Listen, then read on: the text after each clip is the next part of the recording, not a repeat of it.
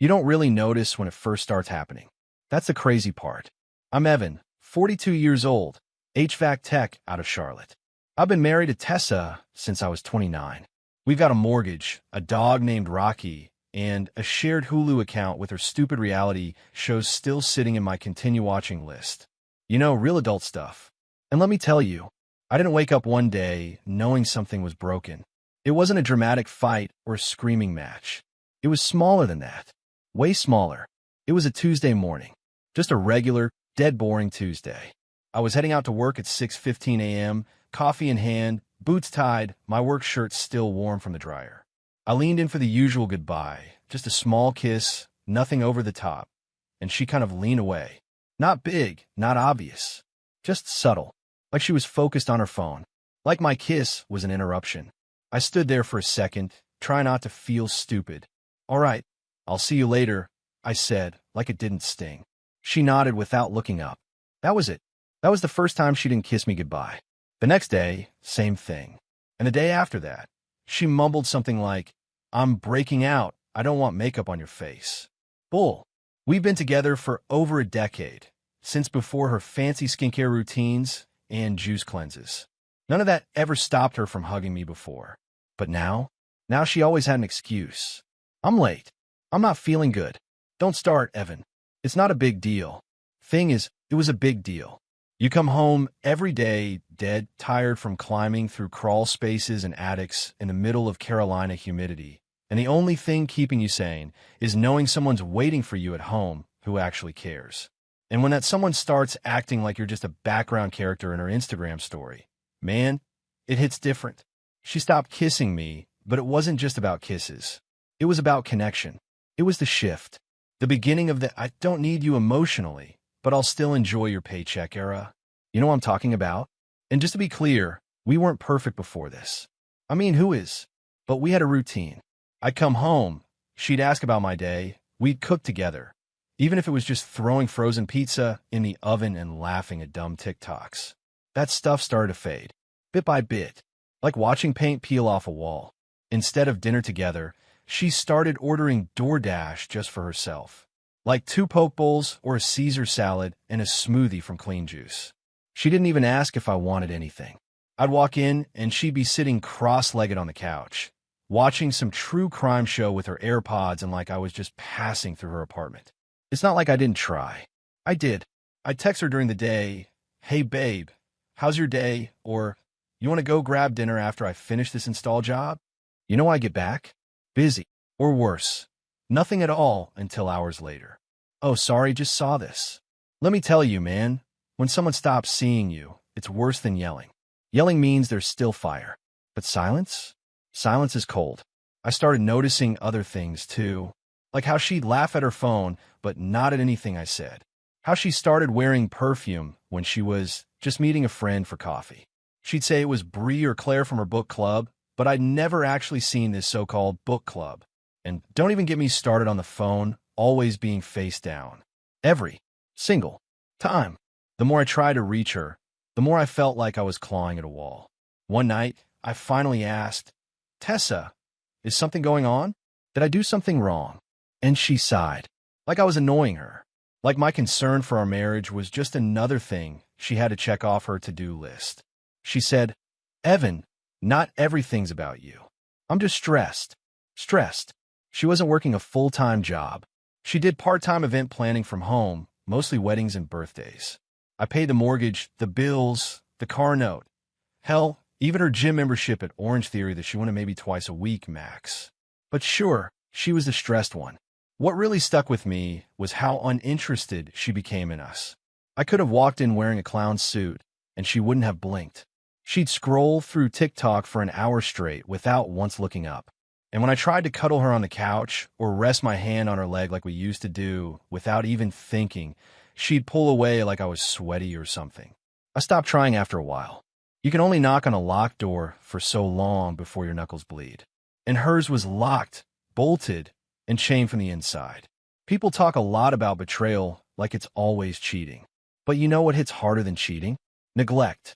When someone you build a life with just stops showing up, stops caring. stops choosing you. I remember this one Sunday morning. We used to make pancakes together, play some old Jack Johnson songs, be silly in the kitchen. This time I woke up, she was already gone. Left a note that said, ran to get coffee.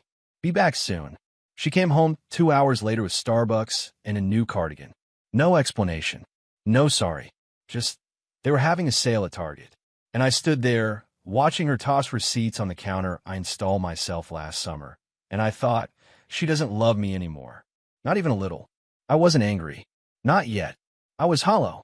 I felt like a stranger in my own house. Like someone who used to matter, and now I was just the guy who paid for things and took the trash out. That's when I started changing. Quietly. But I'll get to that. The thing that broke me, though, the thing that sealed it, wasn't some big dramatic fight. It was a moment so small it'd sound stupid if I told it to anyone else. I was heading out for a 12-hour shift, and I looked at her one last time before opening the front door. She was sitting there on the couch, scrolling through her phone, blanket wrapped around her legs, her face completely blank. And I said, "Love you." She didn't look up. She didn't say it back. Just nodded slightly like I was a roommate, saying, "See you later." I stood there in the doorway a little longer than usual. Not because I was hoping she'd change her mind, but because I realized mine had already started changing. I knew then, deep down, something inside me had shut off. Something big. I didn't say another word. I just walked out and went to work, but that morning I wasn't just leaving the house. I was leaving her, and she didn't even notice. It's wild how fast you can go from being someone's whole world to just another body in a room. After the kisses stopped and her distance became routine, it wasn't just about physical touch anymore. It was everything. It was the quiet, the dead, awkward silence that creeps in and fills the house like fog. You know how couples have that kind of rhythm?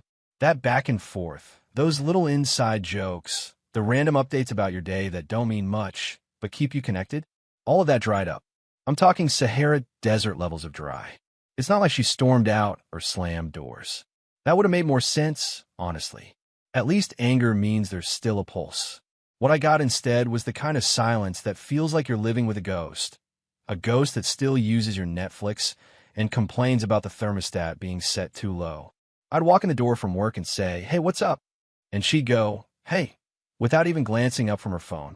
She'd be scrolling TikTok, always with the same stone face, earbuds in, occasionally smirking at something some random girl said online, but never reacting to me.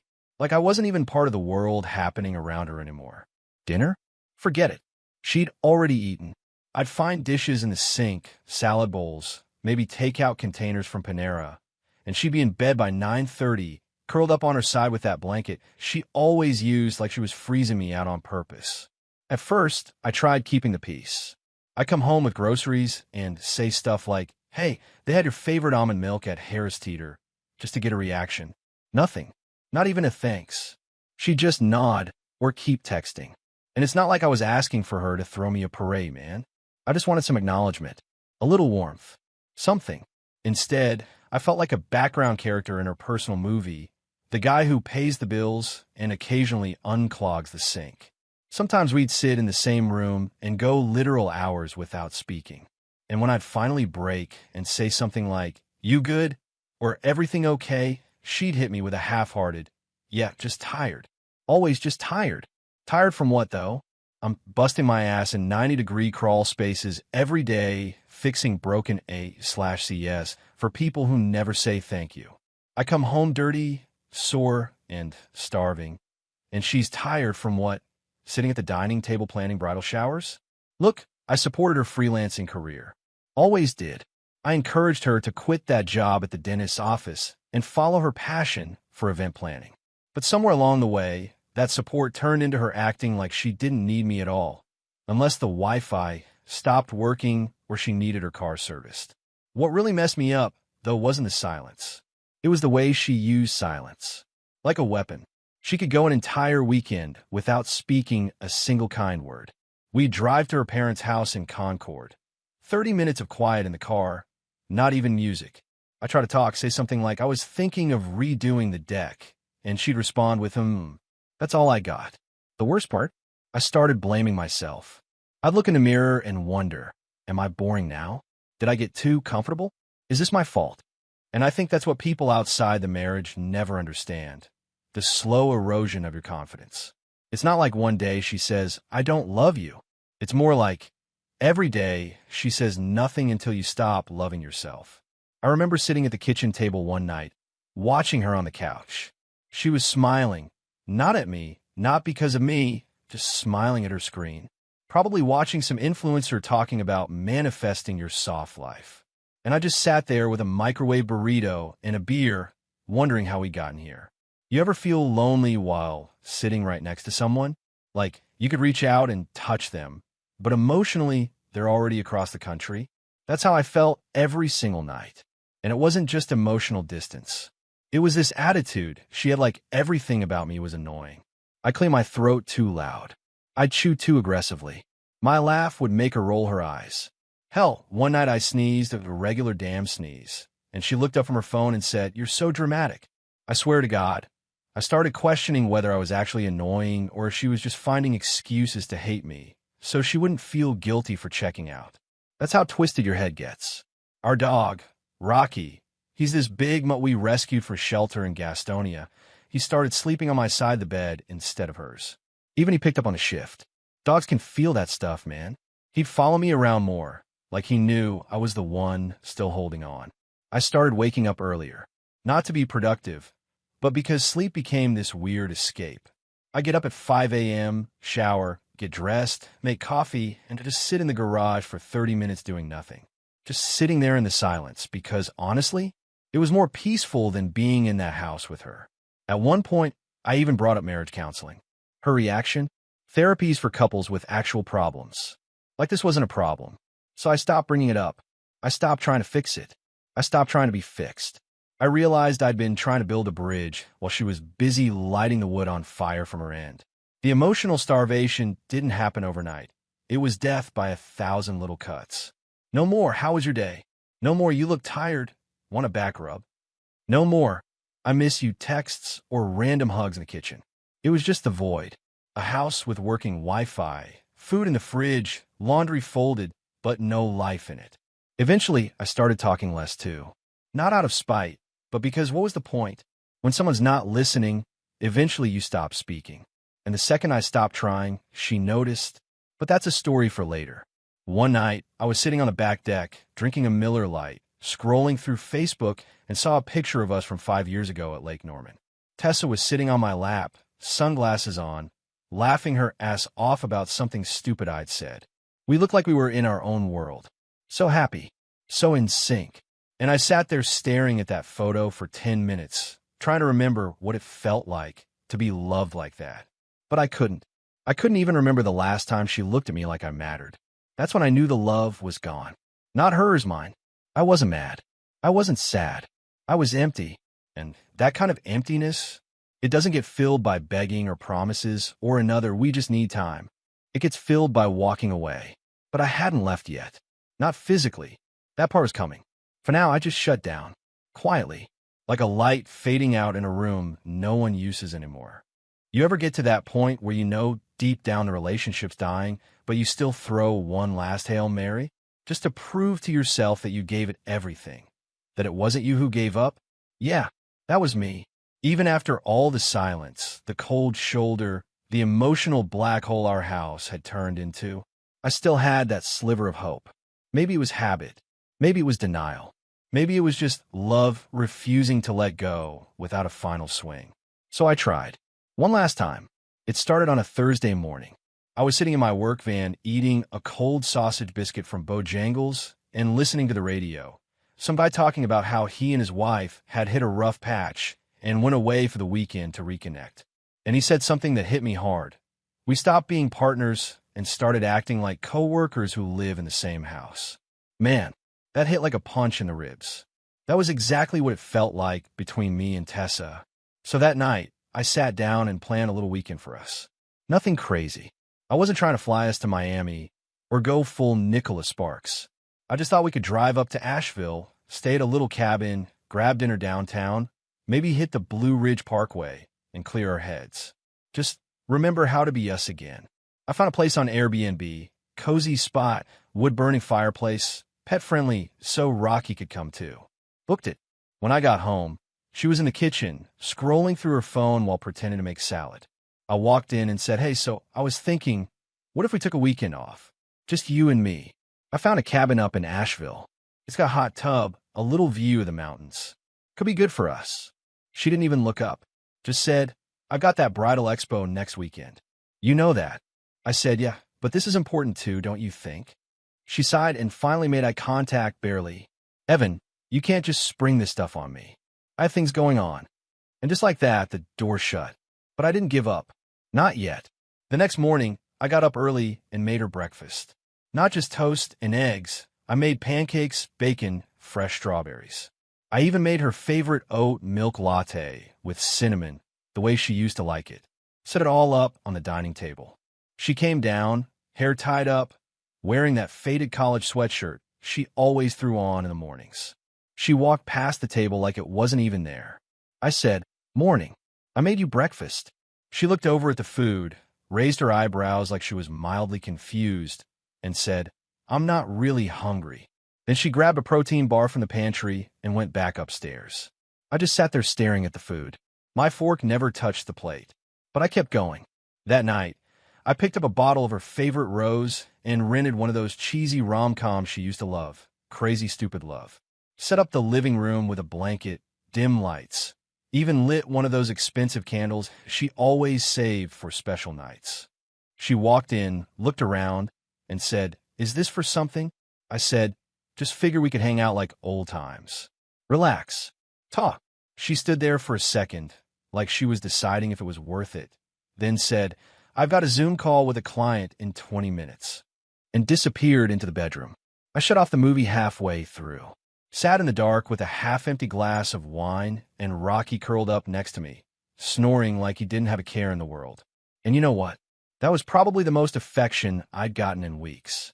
But still, I wasn't done trying. I thought maybe it wasn't the big things she wanted. Maybe she missed the simple stuff, the little gestures. So I went back to what I used to do back when we were first dating. Left her sticky notes on the bathroom mirror. "You're beautiful. Hope your day's amazing. Still proud to call you mine." She didn't say a word about them. I found 2 of them crumpled in the trash the next morning. So I started texting her during the day like I used to. Not just the, "Hey, what's for dinner" stuff, but real messages. "Thinking about you. Saw something that reminded me of our beach trip last summer. Miss you." Half the time she didn't respond.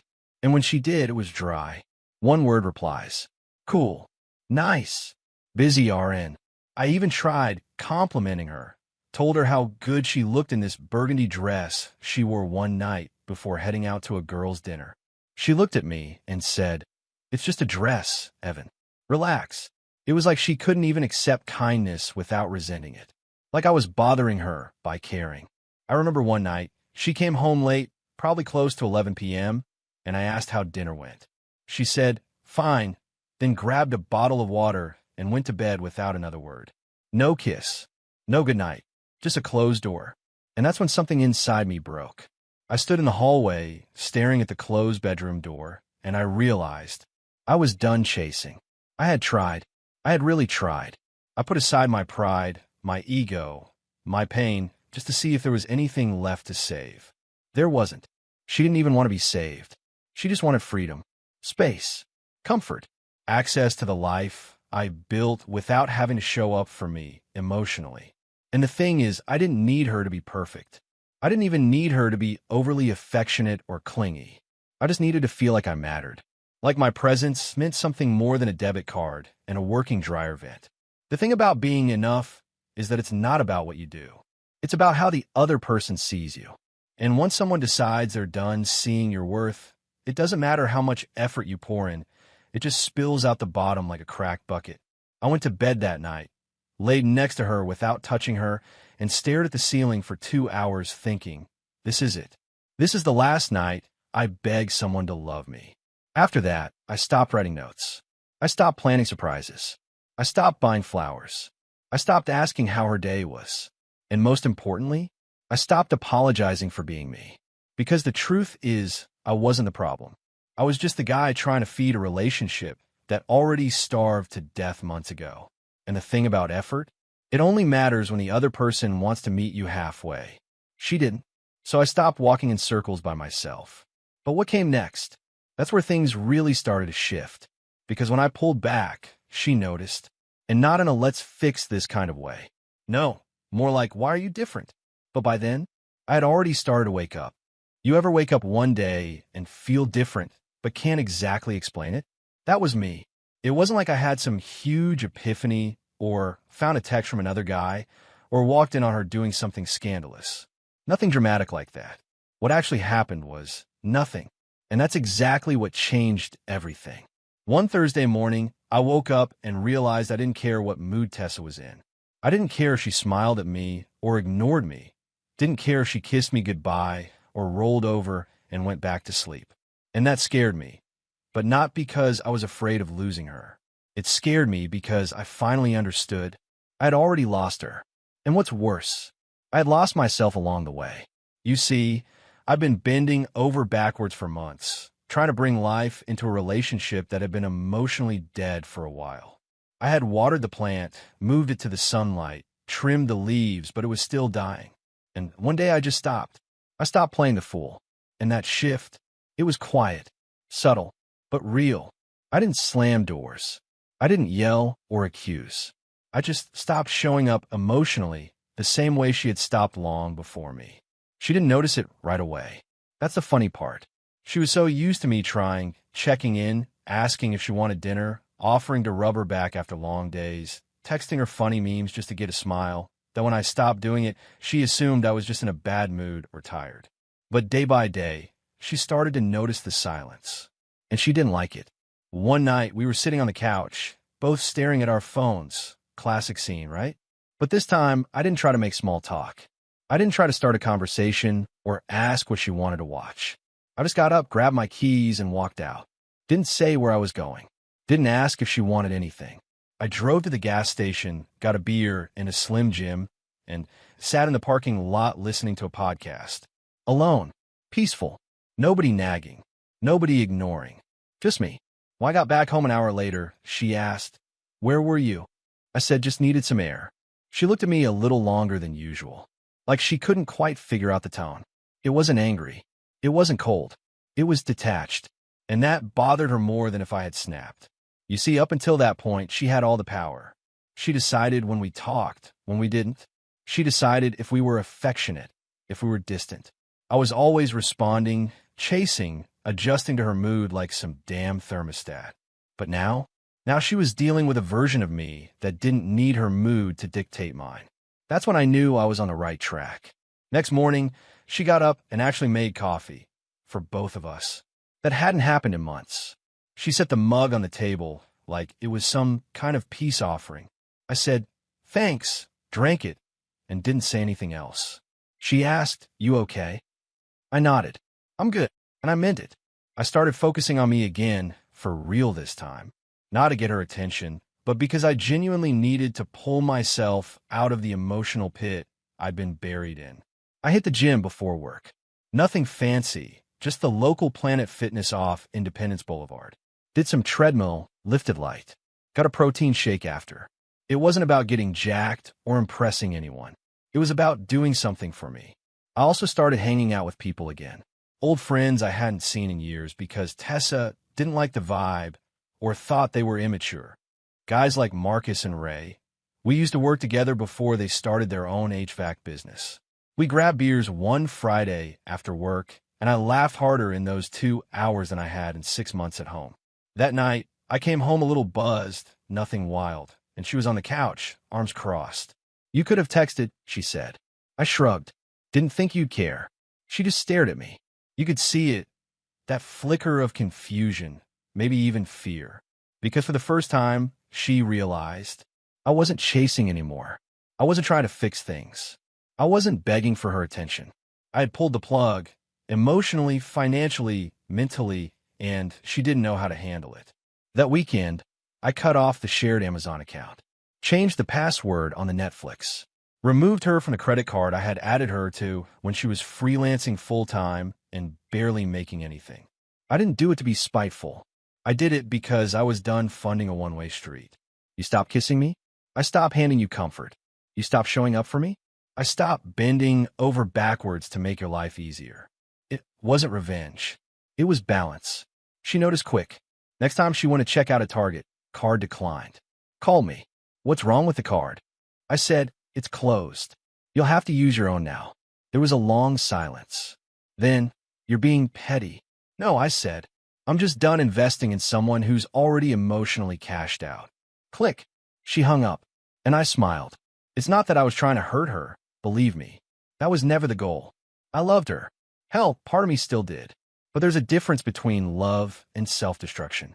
And I was done destroying myself to hold up a marriage she wasn't even touching anymore. That next week, I sat down and wrote out a list of things I wanted for myself. Simple stuff. Fix the garage door. Start saving for a solo trip to Colorado. Cook meals that I actually enjoy. Join a local rec basketball league. I hadn't done anything like that in years because my entire identity had been wrapped around keeping the marriage alive. But now I had space to breathe. And as I started standing taller, smiling more, dressing better, she noticed. One night she walked into the kitchen while I was cooking salmon, broccoli, brown rice. She said, "Smells good." I nodded. "Yeah, I've been experimenting a little." She stood there, watching me for a second, then asked, "You're really different lately." I just looked at her and said, "I am." And I meant it. You ever watch someone panic when their emotional vending machine suddenly stops working? That's what started happening with Tessa. All those years, she got unlimited access to my attention, like it was some kind of free subscription. No login, no password, no effort needed. She didn't have to say please, didn't have to show appreciation, didn't even have to look up from her phone. Just existed in the same room, and I gave her love, care, presence, everything. But now the machine was unplugged. And let me tell you, the moment I stopped being on demand, she noticed fast. It started small. Like, she walked into the kitchen one morning, and I was at the table sipping coffee, reading the news on my phone. Normally, I'd ask if she wanted coffee too, or offer to make her oatmeal the way she liked it. Almond milk, blueberries, a little honey on top. But that morning, I didn't say a word, didn't even look up. She opened the cabinet, looked around, and finally said, "You didn't make any for me?" I said, "Didn't know you were having any." You should have seen her face. Not mad, just confused. Like I had broken a script she wrote years ago. From that day on, things got awkward real quick. She'd come home from one of her work meetings, which, let's be real, were just fancy brunches with her friend Becca, where they sipped mimosas and pretended to brainstorm about centerpieces, and I wouldn't be waiting by the door anymore. I'd be outside, sanding down a piece of wood for the fire pit project I started in the backyard. Shirt off, music playing, mind in my own world. She'd wave from the porch like, "Hey," expecting me to light up or ask about her day. I'd just nod and keep working. No chase. No compliments. No, "You look nice." And that's when I realized something big. Tessa had grown addicted to being the center of my world, but never earned it. For years, she was used to being orbiting around, and I was the sun, always shining, always available, always giving off warmth no matter what she did. Now, I was gone, and her universe was getting cold. She tried to pull me back in subtly at first. Started dressing a little nicer at home. One night, she wore this old, oversized shirt I used to love on her. Used to call it her sleepy kitten shirt, and she walked past me a little slower than usual, like she was trying to get my eyes to follow. I didn't budge. Another night, she made tacos, something she hadn't done in months, and brought me a plate without even asking. I said, "Thanks," and ate while watching the game. Didn't offer more. Didn't say it reminded me of old times. Didn't open any door for her to walk back through. She was fishing. I wasn't biting. And I know how this sounds, like I was playing games. But here's the truth. I wasn't trying to punish her. I was just done giving away intimacy, care, and presence to someone who hadn't given me those things in months. Attention, affection, access, all those things have value. And I finally decided to stop giving them out for free to someone who clearly didn't see the worth in them. Let me give you a perfect example. That Friday night, she asked if I wanted to go with her to her cousin's housewarming. Normally, I'd have gone just to show face, make her look good, be the supportive husband while she networked with her family. But this time, I said, I'm staying in. Got some stuff to work on. She blinked. You're not coming? No, you always come. Not anymore. She didn't argue. She just walked away, but I could tell it hit her hard. See, for the first time, she had to explain my absence to other people. She had to show up alone. No loving husband at her side. No safety net. And I know her family noticed. They've always asked about us, especially since we were this stable couple. Married young, no scandals, no drama. But now, she had to explain the cracks. That night, I was at home sitting on the back deck with a cold drink, rocky by my feet, and music low. I wasn't even thinking about her. And that felt so damn good. But you know what happens when people who are used to being adored suddenly get ignored? They start to scramble. She started testing me. One night, out of nowhere, she walked into the living room and sat right next to me, like right up against my side, something she hadn't done in what felt like a year. I was watching a documentary, and she just leaned her head on my shoulder. I froze, not because I was nervous, but because it felt so fake. I didn't move, didn't react. After a minute, she said, "Are we okay?" I looked at her and said, "We're civil." She frowned. "That's it." I shrugged. "It's better than how things were." She didn't say anything after that. She got up, went to the kitchen. I heard the fridge open, then close. No more conversation. A few days later, she brought up something totally random while I was brushing my teeth. "Remember that time we went to Myrtle Beach and you lost your wallet in the arcade?" I said, "What?" "No reason. Just thinking about it." I nodded. "Cool," and walked out. She was trying to nostalgia bait me, pull me back into the warm, fuzzy memories so I'd start melting again. But I wasn't that guy anymore. She'd had the full, undivided version of me. She knew what it felt like to have all my energy, all my love, all my attention. Now she was getting the leftovers, the part that didn't bend anymore. And for someone like Tessa, someone who had lived so long off of my validation, my time, my effort, it was like cutting off oxygen. One night, we were sitting on opposite ends of the couch, and she just blurted out, "I don't like this version of you." I looked at her and calmly said, "This version of me was created by the last 6 months of you." Silence. She stared at me, like I had just spoken a language she didn't understand. Because for the first time in our relationship, I had boundaries. I had value, and I wasn't afraid to protect it. You want to stop kissing me? You want to act cold? You want to treat me like an accessory in your life instead of a partner? Fine. But you don't get access to my emotional wallet anymore. You don't get love on demand. You don't get my attention without investing your own. And let me tell you something real. The second I stopped giving her that attention for free, she realized how expensive it actually was. Let me tell you something real. In a relationship, money isn't just about bills. It's about energy, attention, power. And for the longest time, I was the generator keeping our whole life running while she just plugged in whenever she felt like it. But once I stopped chasing her emotionally, something inside me said, "Why are you still funding this circus?" And just like that, I started flipping switches. Quietly, calculated. And let me be clear, I'm not some spiteful guy who wanted revenge through a bank statement. That's not what this was. This was me realizing I'd been emotionally abandoned and financially drained, and I wasn't going to keep writing checks for a woman who treated me like a roommate with a credit card. Tessa never had a real job. I don't say that with judgment. It was something we agreed on years ago. When she left her dental assistant job to do event planning full-time, I supported her, told her I had her back, helped her build her little website, got her a new MacBook, even covered the costs of her first few clients, because it takes time to get started, right?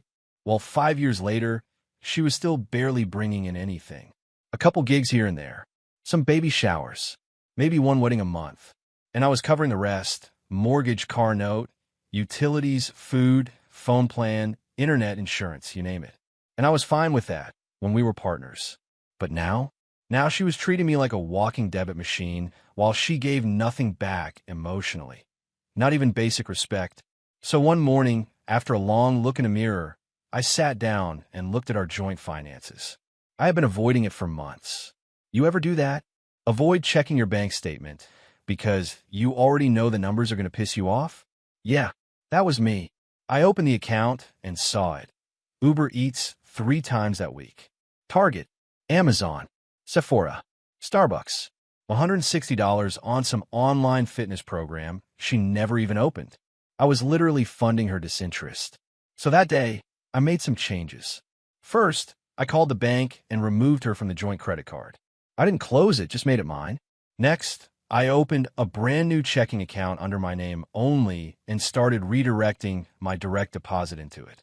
Then I changed all my passwords: Amazon, Hulu, Spotify Family Plan, even the damn grocery app. Everything. I logged her out of all of it. And then I froze the card she always used for gas and groceries. Left $50 in the joint account just so it wouldn't raise flags, but otherwise, pipeline closed. She didn't notice right away. But when she did, oh boy, it was a Thursday afternoon. I was wrapping up an AC unit repair for a church down in Monroe when I got a text. Tessa, hey, did you cancel a card? My payment didn't go through at Publix. I stared at my phone for a second, then just texted back. Me, nope, just change some things. You'll need to start using your own. She didn't respond. Not right away.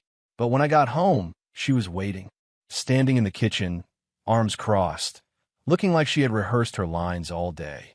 What the hell, Evan? I calmly put down my keys. What? You froze the card. You changed the accounts. Why would you do that without telling me? I looked her dead in the eye and said, because I realized I've been carrying the weight of this household alone, financially, emotionally, everything, and I'm not doing it anymore. She scoffed. So, this is punishment now? No, it's called accountability. She started pacing. So what? Now I have to ask you for money like I'm your child? I shrugged. I never told you not to work. You chose this setup. I just stopped pretending it was fair. She didn't have a comeback.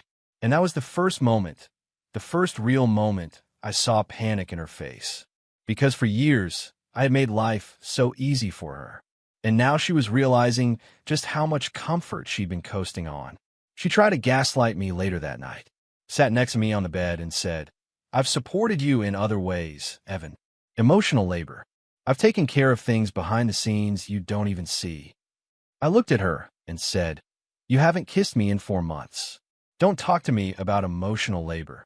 She didn't have a response, just turned over and stared at the wall.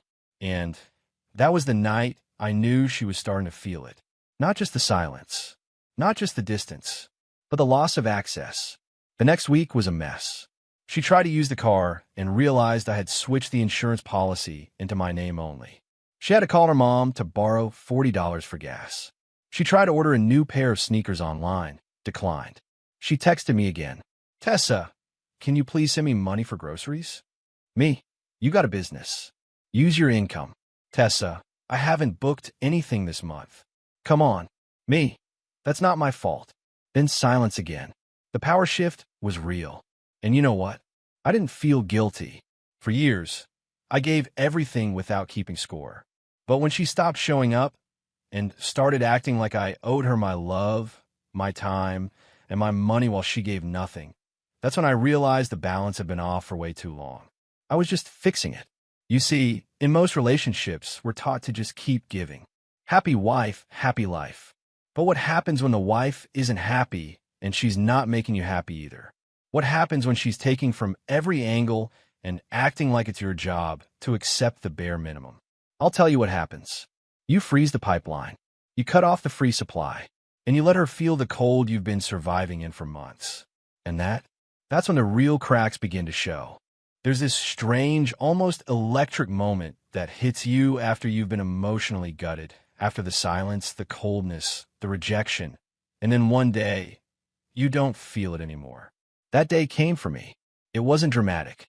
It wasn't during some self-help book or standing on a mountaintop yelling, I'm free. Nah, it was a Tuesday morning.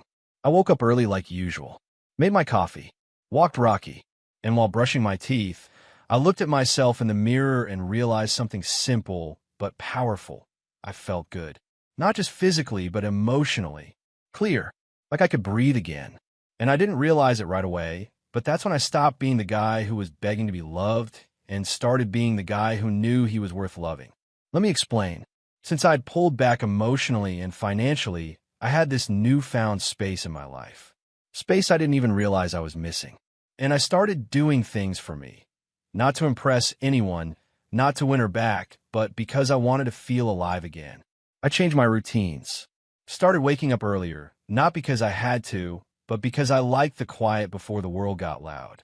I'd sit on the back porch, sip my coffee, listen to some Chris Stapleton or Nathaniel Rateliff, and just be. No buzzing phone, no awkward silences with Tessa, no tension in the air. Just peace. That alone was worth more than anything I'd been begging her to give me. I joined a local gym, nothing fancy, just a warehouse-style place about 10 minutes from the house. I wasn't trying to get ripped or anything. I just wanted to move, sweat, feel strong again. And man, it worked. I dropped 12 pounds in 6 weeks. Got some muscle back. Started wearing clothes that actually fit right. Even my barber noticed. He's this older guy named Darnell, owns a little shop in Matthews. He looked at me and said, "Evan, you look 10 years younger, my man." I laughed, but it felt good. And here's where it gets wild. That energy, it showed. Not just in my body, but in the way I walked, the way I talked, the way I carried myself. And people responded. Strangers smile more. The woman at the bakery down the street, remember my name. The girl at the gym, Casey, started chatting with me between sets.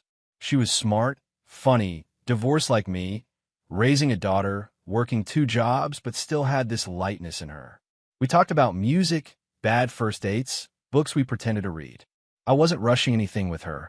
I wasn't even sure what I wanted, but it felt good to be seen, to be listened to matter again. Meanwhile, back home, Tessa was unraveling slowly. She didn't say it out loud, not at first, but I could feel it. She'd start hovering around me more, asking little questions like, "Where you headed?" when I grabbed my keys. Or, "You've been dressing up a lot lately. Is that for work?" "Nah, sweetheart, this isn't for work. This is for me."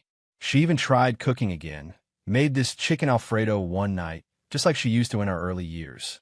Set the table, lit a candle. I walked in and said, "Smells good," then grabbed a plate and took it to the living room. She looked stunned, like, "Wait, aren't you going to sit with me?" But I wasn't playing the game anymore. She lost that privilege when she decided my love wasn't worth showing up for. And here's the part nobody talks about. When a man truly finds peace with being done, that's when he becomes magnetic. Not needy, not bitter, just grounded, calm, confident.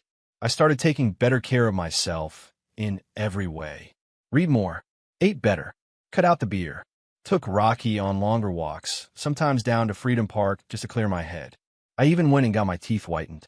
Not for Instagram, not for revenge, just because I was proud of myself again. And the more I grew, the more she shrank. Tessa started dressing up to sit in the living room. Started wearing perfume just to walk to the mailbox. Started pretending to scroll while side-eyeing me on the couch. She was scrambling, not because she loved me again, but because she couldn't stand that I had stopped loving her. And deep down, she knew. She knew the guy who once bent over backwards to make her happy. The one who planned romantic getaways, who paid for everything, who waited for affection like a kid waits for Christmas. He was gone, replaced by someone stronger, smarter, free. The day everything shifted publicly was at her cousin Jenna's birthday party. We went separately, technically still married, but barely functioning as a couple. I showed up in a black Henley, jeans that actually fit, and a fresh pair of Timberlands. Casey had texted me before I left. "You got this. Be unbothered." And I was. At the party, people kept coming up to me like, "Evan, man, you look good. What's going on with you?" I just smiled and said, "Just taking care of myself these days." Tessa saw. She heard, and she was pissed. Not because I embarrassed her, not because I did anything wrong, but because the man she thought would always be waiting wasn't waiting anymore. On the drive home, she finally snapped. She said, "You've changed." I said, "Yeah, I have. You're colder now, like you don't care." I looked at her for a second, then said, "I spent a long time caring for both of us, and I'm tired. Now I just care for me." She didn't respond. Her eyes were glassy, but she wouldn't let herself cry. Pride. That night, I slept better than I had in months. Because finally, I realized I wasn't the broken one. I wasn't the weak one.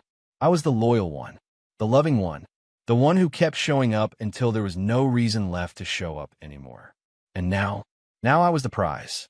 Not out of ego, not because I needed validation, but because I rebuilt myself brick by brick, and no one could take that from me again. You can always tell when someone realizes they're not in control anymore. Not because they say it, but because of how they start scrambling to fix things they never thought they'd need to fix. That's exactly what happened with Tessa. After months of giving me the cold shoulder, brushing off my affection, spending my money like water, and treating me like a ghost in my own home, she suddenly switched up. It was subtle at first. Little things. She started waking up early again. Not for work, not for anything productive, but just to be awake when I was. I'd be pouring my coffee in the kitchen, and she'd magically appear in a matching pajama set, hair tied up neat, offering a fake little smile. "Morning," she'd say, and I'd respond with a simple, "Hey." Nothing else. No eye contact. No warmth. Just neutral. And it killed her. Because for years, I was the emotional thermostat in the house. If I was warm, she felt comfort. If I was down, she'd ignore it until I reset myself. But now that I was unbothered, she didn't know how to act. The control was slipping through her fingers, and the more calm I got, the more unhinged she started to become. One afternoon, she popped into the garage while I was organizing tools. "You've been quiet lately," she said, leaning against the doorway like we were on good terms again. I nodded without looking up. "Yeah." She waited a second, expecting me to follow that with something, an apology, maybe, or a question like, "Are we okay?" But I just kept working. That was the first time I saw it in her eyes, the shift. That panic flicker of, "Wait a minute, did I lose him?" A few days later, she took it up a notch. I came home from work, sweaty and beat from crawling around an attic for hours, and there she was in the kitchen making dinner. I hadn't seen her cook a real meal in months. She had candles lit, music playing, our old playlist, the one from when we used to road trip to Savannah. She turned around with a little smile and said, "I made that shrimp linguine you like." I didn't say anything at first. Just walked past her, washed my hands, grabbed a plate. She waited for me to say something, anything, and finally asked, "You okay?" I looked at her and said, "I'm fine." Then I ate in silence. Not because I was trying to be petty, not because I wanted revenge, but because I was done playing along. She tried again 2 nights later. Came into the living room while I was watching the Hornets game. "You mind if I sit with you?" she asked, already curling up beside me on the couch like it was normal. I didn't flinch, just said sure. She leaned her head against my shoulder. I didn't move. Then, out of nowhere, she tried to kiss me. Just like that. Months of coldness. Months of her rejecting every touch, every little bit of affection. And suddenly she wanted to pretend none of it happened. I turned my face slightly, and she ended up kissing my cheek instead. She pulled back and looked confused. "What's going on with you?" And I said, "I could ask you the same thing." She blinked. "You're acting like you don't even want me anymore." And for the first time, I gave her the truth. Because I don't. That hit her like a brick. She sat there frozen for a second, like she couldn't believe I had the nerve to say it out loud. But I meant it. I wasn't trying to hurt her. I wasn't trying to spark a fight. I was just telling her the truth that had been bubbling under the surface for a while now. She stood up, frustrated. "So what? This is payback now." I looked at her and said, "No. This is what it looks like when someone finally values themselves." That was the moment she realized she had no more grip, and the panic started showing in waves. She began doing laundry, folding my shirts the way she used to. She cleaned out the garage without me asking. She even went out and bought me new cologne, said she thought of me when she saw it. I said thank you, but I didn't let it open any doors. Because that's what people do when they panic. They try to rebuild the bridge they burned, acting like the fire didn't leave scars. The big one came the following weekend. I was heading out to meet a few friends for drinks. Ray, Marcus, and a couple other guys. Nothing wild, just guys talking trash and decompressing. Tessa stood by the door as I got ready, watching me put on my boots. "Are you going out?" she asked, like she didn't already know. "Yep. Who with?" I grabbed my wallet. "Some old friends. You didn't ask if I wanted to come." I paused for a second, then said, "You haven't wanted to come with me anywhere in over a year. Why would I start asking now?" Her face dropped. She didn't say anything, but her eyes said everything. She wasn't used to this version of me. She wasn't ready for the man who no longer needed her permission. That night, she called me twice. I didn't answer. When I got home, she was sitting on the couch, arms crossed, fake calm. Everything good? I asked. She nodded. Yep. Just wondering where you went. I told you, I said. Out. She stared at me for a second and then said the words I've been waiting for. I don't like how distant you've become. And I finally said what had been sitting in my chest for months. Now you know how it felt to be married to you. She didn't respond. She just looked at me like I was a stranger. And maybe I was, because the version of me she'd gotten used to was gone. Dead and buried under months of rejection and silence. Now she was the one chasing, the one wondering, the one asking where I was going, what I was doing, who I was talking to. She used to be so sure she could get me back with a few nice words and a plate of pasta. But now she was dealing with the reality that love doesn't stay when respect disappears.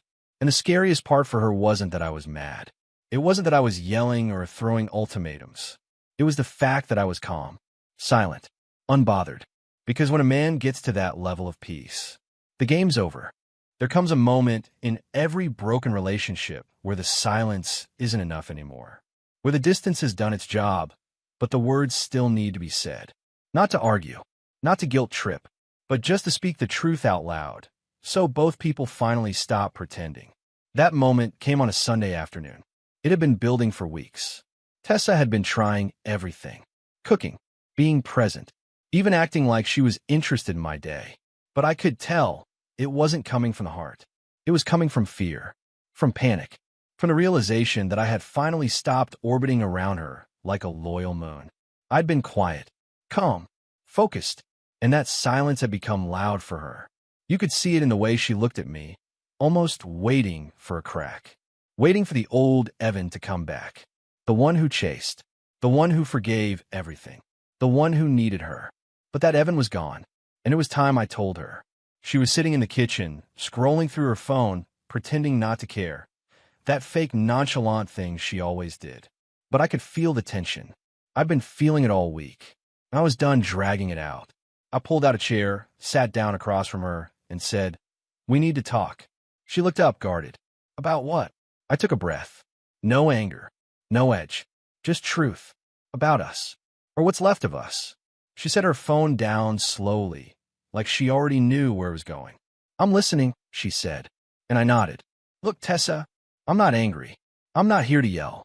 I just need you to understand something, and I need to say it clearly. You didn't lose me recently. This didn't happen overnight. You lost me a long time ago." She didn't say anything. Just sat there, arms crossed, eyes on mine. Defensive. I continued. "I spent months, trying to figure out what was happening. Wondering what I did wrong. Trying to fix things that you weren't even interested in fixing. I planned weekends, cooked dinners, left notes on your mirror, texted you during the day just to remind you I was thinking about you." She blinked, but didn't look away. "And in return, you gave me distance, coldness, silence. You rejected every effort like it was some chore. I begged for connection, and you made me feel like I was asking for too much just to be kissed goodbye." Still no response. Just a clenched jaw. I leaned forward a little. "And I get it now. I do. You weren't in it anymore. You had already clocked out, emotionally, mentally. But instead of ending it, you just let me rot. Let me suffer in a home that felt more like a waiting room than a marriage." She finally spoke. Quietly. "I didn't mean for it to get that bad." I nodded. "But it did. And you didn't stop it. You let it keep going until I broke." I could see her start to shift, like she wanted to argue, but I kept going. "And now that I've pulled back, now that I stopped trying to fix everything, now that I stopped funding the comfort, stopped begging, stopped being the emotional ATM you could swipe whenever you wanted, now you care. Now you want to sit close, cook dinner, pretend we're okay." She looked down at the table. "I've been trying, Evan. You're not even giving me a chance now." I looked at her with nothing but honesty in my voice. "I gave you 100 chances. You didn't take any of them. I begged for affection and got brushed off like I was asking for a favor. You were done with me, and now you're just scared to lose the comfort I provided." That stung. I could see it. Her eyes went red.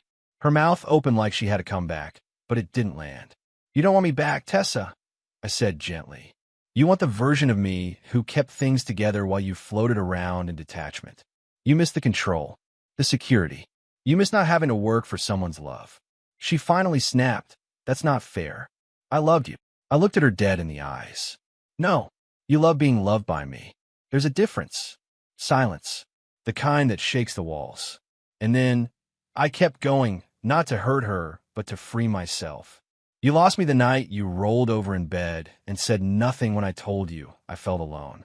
You lost me the morning you pulled away from a kiss like it was a chore.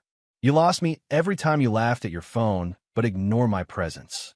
You lost me when I still wanted you. She put her hands to her face, started crying, real tears, but I didn't comfort her. Not because I was being cruel, but because I had comforted her for years. And now, she had to sit in her own silence for once. I don't hate you, I said softly, but I don't love you the way I used to. Not because I don't have a heart, but because you stepped on it until it stopped beating for you. She wiped her eyes. So what happens now? And I shrugged, not with coldness, but with resolution. I move on. I build something real for myself. Maybe with someone who actually wants to give back what I offer. Maybe not. But either way, I'm not staying here pretending we're okay. You're really done? I looked at her. I was done the moment I realized my silence meant more to you than my words ever did. She didn't follow me when I got up. Didn't beg. Didn't scream. She just sat there, in that same kitchen where I had once made her pancakes every Sunday morning. Only this time, she was the one being served, a truth she never thought she'd hear. That the man who loved her more than anything finally loved himself more. You'd think when a relationship ends, it explodes, right? Big fight, doors slammed, suitcases tossed in the yard. One of those full-blown, movie scene breakups. But real life ends in quiet. In empty coffee mugs on the counter. In folded laundry you stop noticing. In routines that just stop feeling like us and start feeling like me. That's how Tessa and I ended. Not with a bang, but with a breath. After I told her the truth, that she lost me long before she realized, everything slowed down. She didn't beg. She didn't scream. She just sat there in that chair at the kitchen table with mascara running and both hands covering her face. Like she wanted to disappear. And I didn't try to save her, because I had spent years saving someone who didn't want to be saved. The next few days were awkward. We were still technically under the same roof, but everything felt temporary. The house, the rooms, even the air between us. Like the walls were waiting for the final decision. I found a short-term rental a few miles away. Small place, clean, quiet, with a backyard for Rocky. Signed the lease, packed up 3 duffel bags, my tools, and a few essentials. That was it. No drawn-out explanations. No dramatic speech. I just left the key on the kitchen counter and walked out the front door. And for the first time in forever, I didn't feel heavy. I felt light. I felt mine again. Funny thing is, you don't realize how drained you've been until you finally get away from the source. That silence you once hated, it becomes peace. That loneliness, it turns into clarity. I started sleeping better, waking up clear-headed, laughing more, eating food I actually liked, not whatever was trendy on Pinterest. I started cooking again, nothing fancy, just steak, roasted veggies, cold beer on the side. I texted my mom more, reconnected with my brother, even went fishing one weekend with an old friend from high school who thought I had fallen off the face of the earth. Turns out I kind of had. But now, I was coming back. The best part? I wasn't rushing anything. I wasn't out there trying to upgrade or prove something. I was just living, healing, building a life that felt like mine, not when I had to shrink inside just to make someone else comfortable. But Tessa? She didn't take it well. At first, she tried to stay silent, like she still had the upper hand. But I could tell she was spiraling underneath it all. A few days after I left, I got my first text from her. I just wanted to say, I'm sorry for everything. I didn't respond. Not because I hated her, but because some apologies only come when someone realizes they lost their supply. The comfort, the backup plan. And I wasn't going to be that again. Then came the second message. I miss you. Can we talk sometime? Still, I said nothing. The third message was the one that really hit me. I didn't realize what I had. I was stupid. You were everything. Please just give me a chance to make it right. And for a second, I'll admit, my chest tightened. Because yeah, I had loved her. Deeply. And there was a version of me that would have given anything to hear those words just a year earlier. But now those words came too late. And when love shows up late, it's not love anymore. It's just guilt with good timing. She tried calling after that. Late night missed calls. Voicemails with soft voices, trembling tones, begging for just one more talk. But I had nothing left to give her. Not out of hate, out of peace. And peace doesn't entertain chaos, even if it shows up with flowers and regret. One afternoon, I went back to the house just to grab a few old tools I'd forgotten in the garage. She wasn't expecting me. I knocked, walked in, and the house felt colder than ever. Same walls, same furniture, but no life. Tessa came out from the hallway, wearing a hoodie I hadn't seen in years, one of mine. Face bare, hair messy, like she hadn't been sleeping much. She froze when she saw me. "Hey," she said softly. "Just grabbing a few things," I replied, not even stepping past the kitchen. She nodded, arms crossed, like she was holding herself together. "I've been thinking a lot," she said.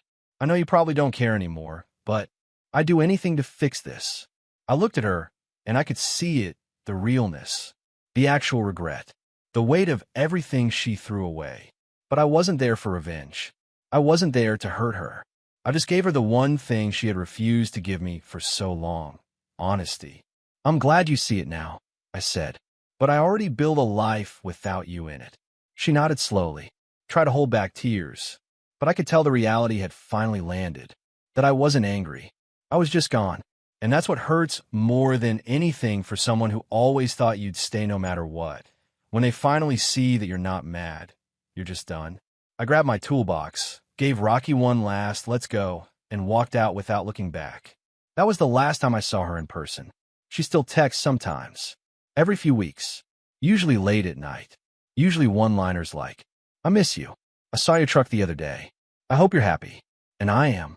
I really am. Casey, the woman from the gym, and I reconnected slowly, naturally. No pressure, just two grown people figuring things out. We're not rushing anything, but there's laughter, conversations that go deep, respect, kindness. And the best part? When she looks at me, she sees me. Not the provider, not the fixer, not the backup plan. Me. These days, I wake up in a bed I picked, in a home I built, with peace in my chest and no regret in my bones. That's my victory. No revenge plot, no toxic back and forth, no dramatic scenes, just peace. The kind you only get when you stop fighting for someone who stopped choosing you and start choosing yourself instead. So if you're sitting in a cold relationship wondering when it'll change, hear this. Sometimes the real win isn't getting them back. It's walking away so far they can't reach you, and realizing they never deserved to hold you that close in the first place. That's what happened to me. That's how I won. Quietly. Fully. Finally.